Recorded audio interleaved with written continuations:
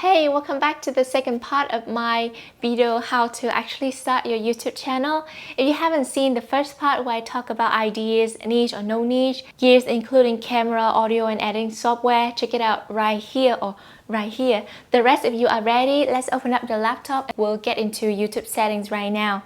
Of course, you would have to create a new channel using an email address if you don't have one already. I first created this channel in 2023 while I was doing some cooking content and I gave up that journey eventually. And in 2024, instead of having to recreate a new channel, I just deleted old videos and do a makeover for this. First thing we need to do is create your banner, a profile picture and a channel name plus a handle. Since I started, I have changed them a lot of time and you can change them twice every 2 weeks. Though I understand having a fixed brand name is crucial in building your personal brand, and if you keep changing your name or your profile picture, it will confuse both fans and potential subscribers. Having a good name to yourself, to your content, represent you is actually really hard. So I suggest if you don't have an idea yet, you can always start with your own name. Mine is Vietnamese, so I translated it into English. That's the name Cherry Autumn. Try not to spend too much time coming up with something brilliant right away or you might get stuck and won't be able to move on to the next step. For photo, banner, and video watermark, it can be changed anytime. You can design them in Canva for free. Canva is a must-have, so please sign up if you don't have an account yet. For description, here is mine, but if you are starting out with a niche or at least have narrowed down what you intend for your content already, you can simply write something like this so that when people check your profile, they get to know you and the big picture right away.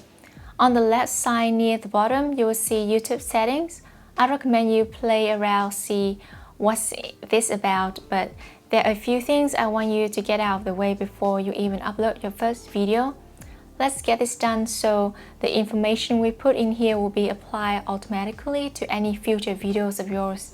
Unless you are making videos specifically for kids, click this automatic caption, check don't show potential inappropriate words, check allow viewers to clip my content because why not? Next feature, if you want to be able to make videos longer than 15 minutes, custom thumbnails, live streaming, create more live stream daily, upload more videos daily, create more shorts daily, embed live streams, external links in the video descriptions, test and compare different thumbnails, eligible to apply for monetization. You're gonna have to submit your ID. It's easy, I just submitted my driver license photo, both sides, and waited for the approval within a couple of days. I remember before I posted my first video, I already signed up for a few affiliate programs where I can get links for products that I use in that video, but I didn't do this first step yet and I couldn't have any link in the description. So I uploaded the video first and then went back to change the description with links later. So here you go, a tip that you might not know yet that can save you some trouble. Next one, equally important, update default. I find it's easy to have a certain information in the description so you don't have to rewrite it every time you upload a video. Things like a little bit of introduction, like and subscribe, links to your other social media platforms where you get your music or stock videos, photos, a few certain hashtags that are related to your content, anything that you think matter in general. Next, also set your video in unlisted always. You would want to finish the upload first, be able to check everything at least one more time, see if it's all good before publishing your work, because once it is out, your audience will get a notification. You can always change details in the description, but best to leave it unlisted and have the opportunity to check before you hit the publish button. Allow automatic chapters and key moments. Category is based on your content, comment and show lives is up to you. Add preference. I think it won't show until you get past the threshold. One hack while you're setting up your channel information. Here is your channel official link. Copy that link, type in this. Go back to your profile settings, paste the link you just created right here and name it. Now check it out, every time someone clicks this link, which appears first before they even open up your info detail or any of your video, or if you leave this link on other social media of yours like TikTok, Instagram, every time anyone clicks this link, it will show up on their screen asking if they want to subscribe to your channel if they haven't already. Next, when you have a couple of videos in your bank, always add an end card. It is up to you to choose what combination you want, a subscribe and a video or with a playlist, and you can even choose what video you want to add or let YouTube decide what's best for your viewer. And if you have been talking about the same topic or similar, the viewers are on the path to learning more. They will be more likely to click on that next video of yours. This will help tremendously to increase your watch time, to help push out your content to more similar viewing pattern. I won't go down too much with YouTube algorithm, but you got the gist. I would do a separate video on how to upload a video from the beginning to finish if you're interested, so make sure you subscribe to not miss any future video. Also, whenever it's relevant, for instance, I'm doing a vlog and I mentioned something I did in the previous video, and the viewer, if they want, they can check it out. You can add a card with that previous video link like this. Make sure it's mentioned and is relevant, because you don't want your viewer click the link after and find out it's totally not what they expected. Just like what I did in the very beginning of this video, I mentioned part 1 of this course, and you will see the link popped up right here. Next is YouTube requirements for monetization. Number 1 is subscribers. The threshold now is only 500 subscribers. Gone are the days when creators had to reach the daunting milestone of 1,000 subscribers to monetize their channel. YouTube has significantly lowered the bar, allowing creators to monetize their content sooner as soon as they have 500 subscribers. It took me 1 month to get to 1,000 subscribers following what I mentioned above, but passing the watch hour takes much longer depending on many elements. Number 2 is upload frequency. YouTube needs you to upload 3 valid public uploads within 90 days. By maintaining an active presence and consistently providing valuable content to your audience, you can align yourself with YouTube expectation and increase your chances of monetizing your channel. Again, back to the earlier points, being consistent is key. You can't just drop a banger video and disappear for a couple of months, come back and expect thousands of followers and millions of views if you don't continue to provide value to your audience and the platform. Watch hours now is only 3,000 watch hours. Before 2024, creators were required to accumulate 4,000 watch hours within the past year to qualify for monetization. Now it is reduced to 3,000 watch hours, and trust me, when you're first starting out, the difference between a 3,000 watch hours and a 4,000 watch hours is huge. Number 4 is short views. 3 million valid public short views in 90 days. Back then it was 10 million public views in 90 days in the old policy. However, I will not focus on shorts, and unless you start out with the determination to get through via shorts mainly, I would recommend just spend your time, energy and money, all the things that you are probably struggling to set aside from your main full-time job and full life on long-form content for now.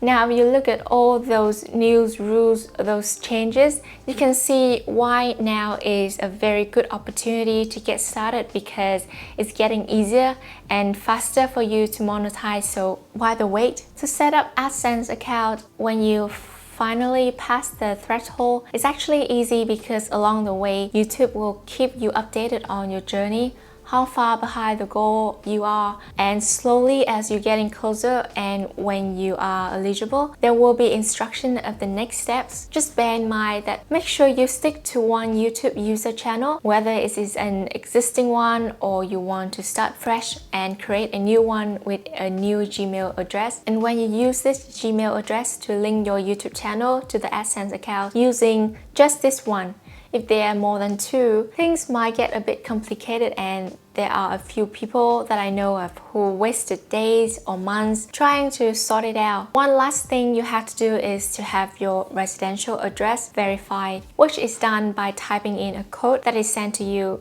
through your postal address. This can get lost in the mail, I know, because mine did. It took me 3 attempts to finally get the code. After that, you are set. There are a few tax forms to fill in, which is easy if you just follow the prompts. The threshold to have money withdrawn and sent to your nominated bank account is $100, which for beginners might take a while to get to. Something I want to share is the video length.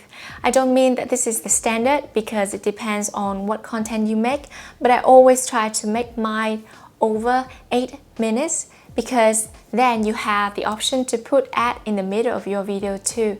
You can either let YouTube decide where to put ad, or you can do it manually, as many as it allows. Just make sure it doesn't disrupt the flow of your videos, because not all the ads you put will be shown to every single audience. This will help improve your AdSense money. And if you go to AdSense account setting and turn on option for alcohol and gambling, it will also increase your AdSense too. Normally this is turned off by default. If you record a video and see that it is pretty long, and breaking it down into different videos doesn't ruin either your storytelling or the points you are making, then I highly recommend you do that. Not only does it mean that you have a few videos ready when you only need to record one time, but each video will earn more AdSense on its own rather than one video alone.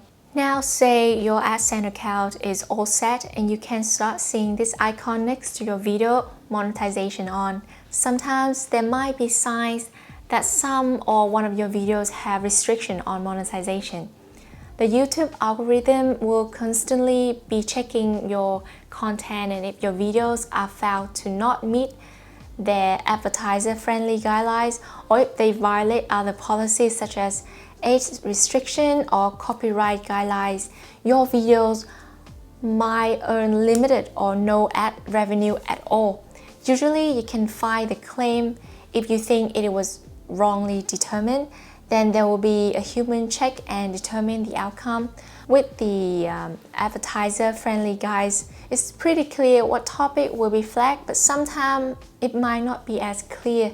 Say in my case, I talk about acne and I have a few seconds in my video showing how a blackhead mask works, and it was determined as a shocking content.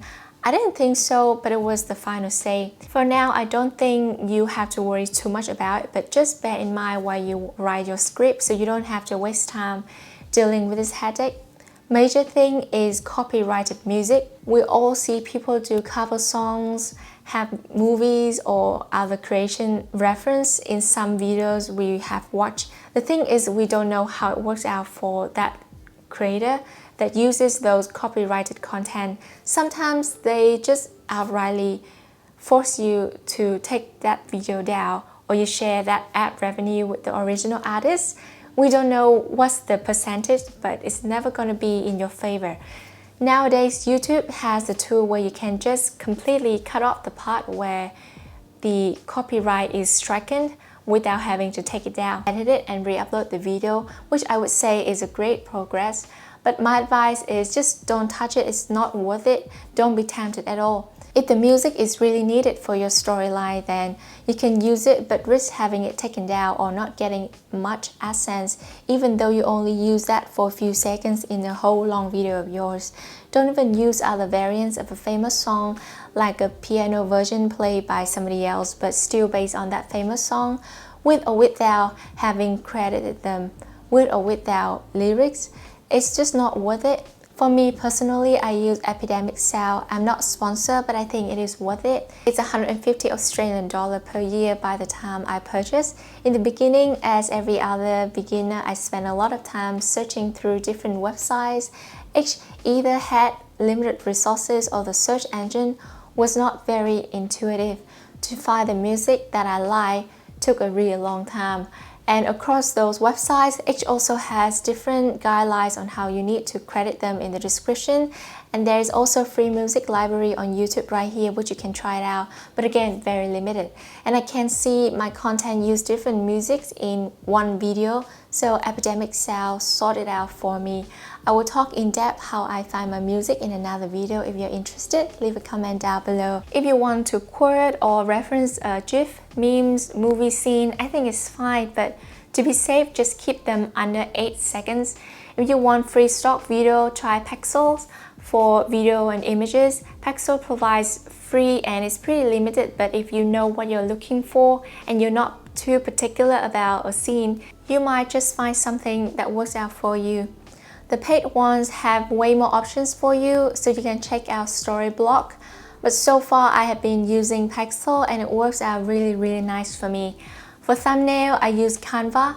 I'm not an expert, but if you are interested, I will make a video from end to end how I create a thumbnail or 2 to 3 to do a thumbnail test. Normally, I would have an idea of a thumbnail and a title before I even start writing my script, but sometimes I get stuck, and when you're stuck, it can be really time consuming to come up with a thumbnail idea. I would suggest you look around, search around the topic that you want to make. I see many topics have almost the same idea of a thumbnail. If a thumbnail works, as long as you have a little bit of modification, not just outright copy paste, I think it's okay. Also bear in mind that if a thumbnail works for someone, it might not work out for you. You are the artist, the creator. You make the decision, practice and learn and do it again and again is the way I see how you can slowly learn about your style when it comes to making thumbnails. I just have this tip, a website where you can test what your video thumbnail and title will look like on different interfaces on YouTube. You have the explore page here, playing next, etc, etc. So bookmark this page for your future use. Next one is upload frequency. You might want to do a video once a week or every 2 weeks, or depending on your schedule and how fast you can produce a video, but keep in mind that don't overwork yourself, make it sustainable. If you upload 2 videos per week for a few weeks, then 1 video in the next 3 months, 6 months, it's not going to be the best strategy. Though I understand this is still our side gig and we have a full-time job and a life to attend to, but let us pace ourselves wisely here. Also, if you put out a deadline to upload, say tomorrow, and you haven't finished it today, don't push yourself too hard. Don't push yourself to exhaustion by continue editing till 4 a.m. in the morning just to finish it by the deadline. Have a healthy schedule. That is more important than chasing the deadline that you gave yourself.